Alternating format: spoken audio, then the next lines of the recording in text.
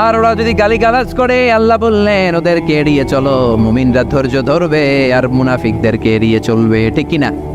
এই 7টা প্রশিক্ষণ বিশ্বনবীকে নিতে বলল কে?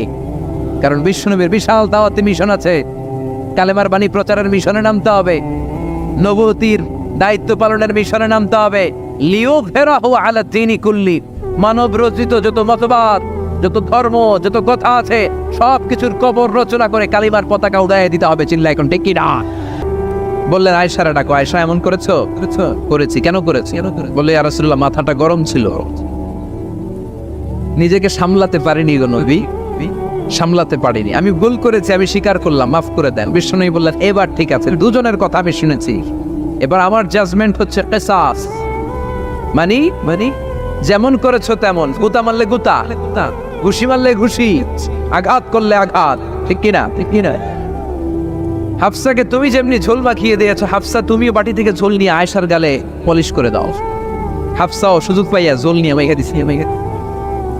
এবার দুইজনের গালে কসমেটিক্স। বিশ্বনবী মুচকি হাসলেন, আরশের উপর থেকে খুশি হয়ে গেল কে?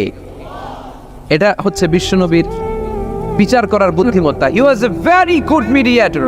ঝগড়া লাগলেই বুখারীতে একটা চ্যাপ্টার আছে, চ্যাপ্টারের নাম হচ্ছে ইযহাবু বিনা নুসলিহ বাইনাহুম। চ্যাপ্টারের নাম আমাকে নিয়ে চলো, আমি মিলাইয়া দিব।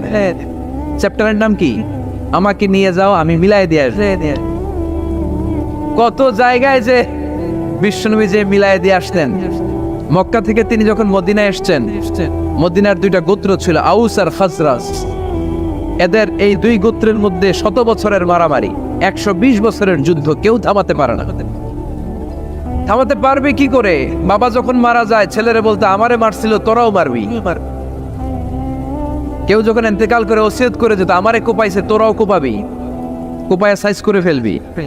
তো সবাই সবার রাগ আর ঝাল মেটানোর জন্য এরকম ছেলে মেয়েদেরকে ওসিয়ত করে যেত যে এই যুদ্ধ যেন বন্ধ না হয়, আমার প্রতিশোধ তুই নিবি বাবা। এরকম ডাকাইত কিছু লোক আছে না নাই? দাও দাও করে আগুন শুধু জ্বালাতে যায়। 120 বছরের যুদ্ধ কেউ থামাতে পারে না। বিশ্বনবী মক্কা থেকে মদিনায়